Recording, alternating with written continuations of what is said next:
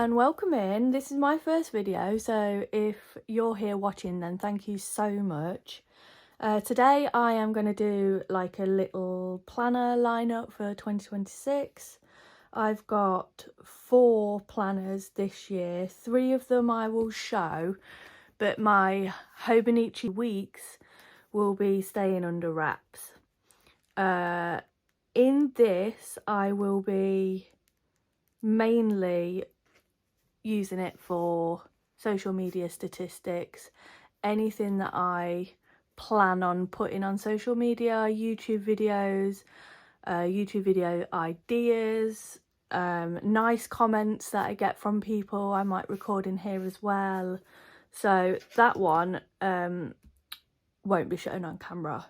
These 3 will be. So I've gone for the N1 Sterling Ink Common Planner.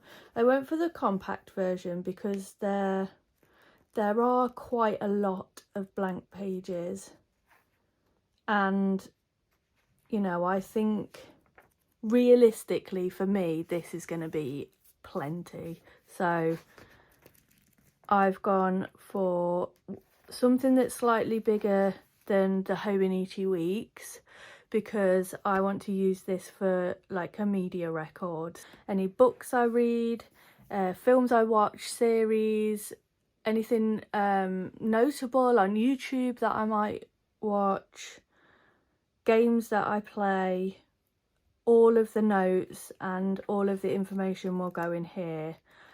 I'm quite happy with the size and I'm happy with the amount of blank pages at the back. I think that's like plenty for me, so that's why I've gone for this. I just didn't think the Hobonichi Weeks was quite big enough, which is why I went for this one this year. It is the first time I'm using one of these as well, so hopefully, fingers crossed, it works out.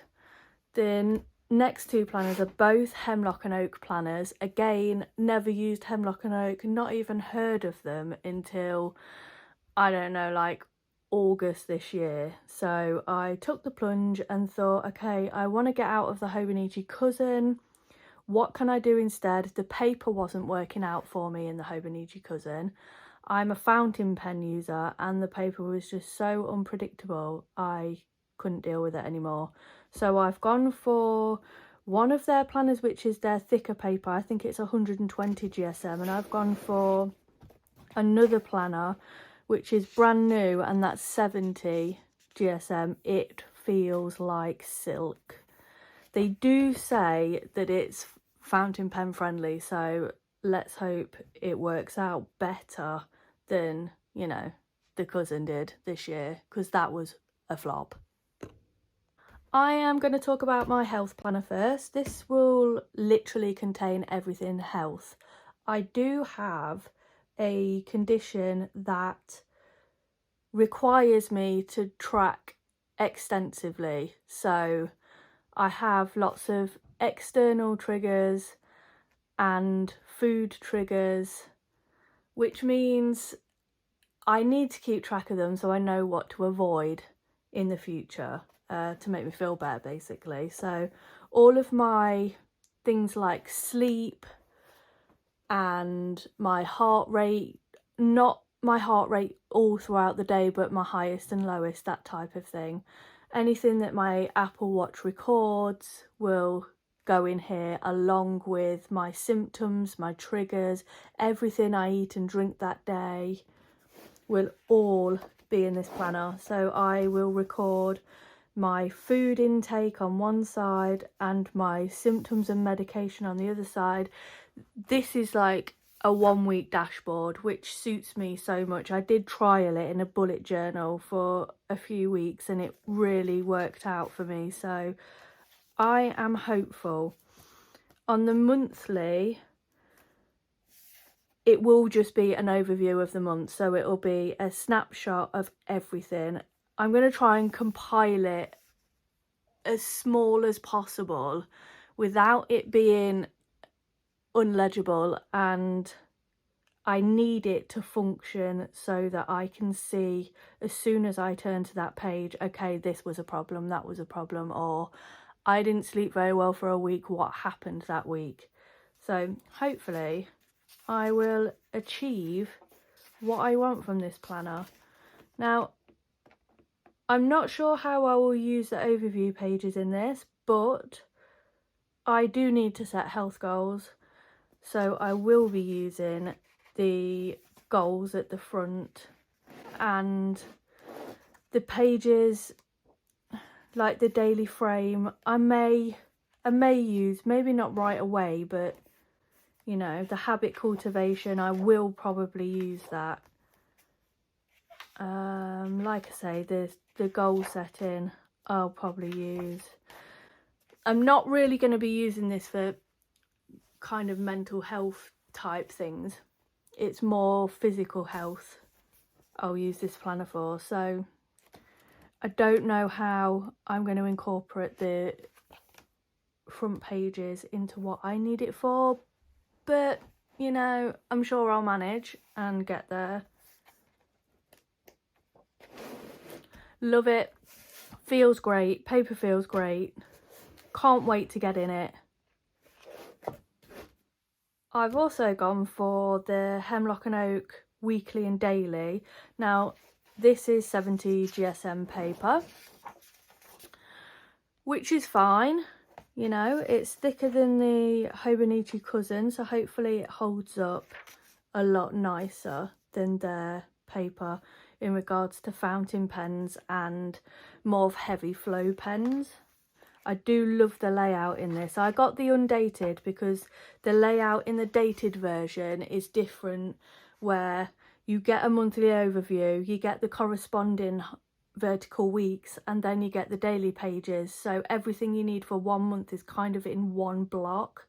And I like mine to be separate, so you have all the monthly overviews and reviews and the monthly pages all at the front. So it is more like the Hobonichi layout in the undated, and then you hit all of the weeks, so then you have 52 weeks like so, and then you have the daily pages. Now, I've used the Hobonichi cousin for 4 years and I do like the layout.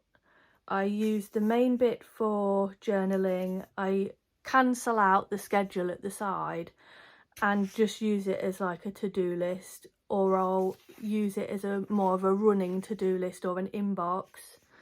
I like that method, you know. Some people do, some people don't. Everyone has their own way. For the vertical week, I usually write exactly what I want to get done in that week. So it's more of a, okay, sit down Monday morning, what do I want to do this week? How am I going to schedule it? What things can I not avoid? So, you know, anything like appointments, or if my child has an appointment or my partner needs me to be somewhere, then it will go in here and I'll know then what time and what space I have to work around commitments that, you know, can't be moved. So if I'm filming on a Tuesday morning, I know my groceries are delivered between 10 and 11, so I will block out that space. If I have an appointment at 12 o'clock on Wednesday, I know I'll have some time in the morning and some time in the afternoon. I'll do dinner around 6 o'clock and I'll have a little bit of time in the evening. So I can schedule my day based around what needs doing.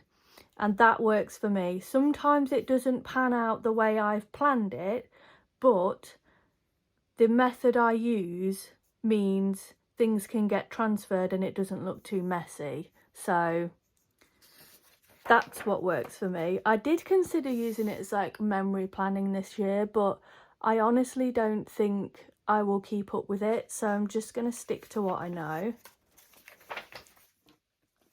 So the Hemlock and Oak Weekly Daily So far, so good. I have done a little pen test on the back. Now, I use fine nibs for fountain pens, but some of the fine nibs aren't as fine as other brands. So the ink flow is a lot heavier than, say, the TWSBI Fine is a lot finer than the Jinhao Fine. So I won't be using the Jinhao pens at all in this because the ink just doesn't dry. Like I left it like 14 minutes and the ink was still wet, and that's not my vibe at all. So I'll be using the TWSBI Fine in black for this journal. I do know the Energel Cleaner works great. I mean, I have 0.4 and 0.5 refills and they both work absolutely fine. And in the health planner, the paper is that thick you can literally use any pen. So where I did an ink test here, and this wouldn't work in the other one, in the weekly daily, it will work in here just because the paper is so much thicker. I don't think you get any fanning either, which is good because the flow on this Jinhao is ridiculously heavy for a fine nib. So if you're a fountain pen lover, I might go with their thicker paper, to be fair, over the 70 GSM, but the 70 GSM will hold up. It'll just be a bit finicky with finding the right nib and dealing with maybe issues that might be frustrating in the start of your journey, so bear that in mind. Now, another thing is the weekly daily is chunky. If you're going to carry this around as a daily, then maybe consider something a bit thinner than this because it's heavy. It's chunky, it's heavy. You know, I wouldn't want to be carrying it around in a bag every day, so that is another thing to consider. And something else that I just want to mention is this is their first year doing the 70 GSM paper. They don't know how it's going to work out. They don't know what the quality is going to be like in the long run. They think it will be fine. They want feedback. They want, you know, they want their customers to give them plenty to go at so that they can get it right if there's anything that needs ironing out for the future. So if you don't want to be messing around with something that may or may not work, give it a miss. If you like the idea of it and want to give it a try, I can include a link in the description. You can go over and take a look at that. They have way more information on their website. They even have a free digital version. Now, I've used their digital version. I used it on GoodNotes and it works perfectly. So if you're a digital planner, you can head over there and get this for free. If you want to give it a try before you buy and see if it's going to work out for you, then you can go over and download it for free. Just use it on an app similar to GoodNotes and, give it a whirl. That being said, I think that's a wrap. This is my lineup for 2026. Oh, I can't wait to get stuck in. And on my next video, I will be setting these up. So I'll probably stick the tabs on before I do the video, just because it is so fiddly and time consuming. But yeah, other than that, I will show you the process. I hope you all have a lovely morning, afternoon or evening wherever you are in the world. And if you made it this far to the end, drop a witchy emoji in the comments. Thanks for watching. Bye.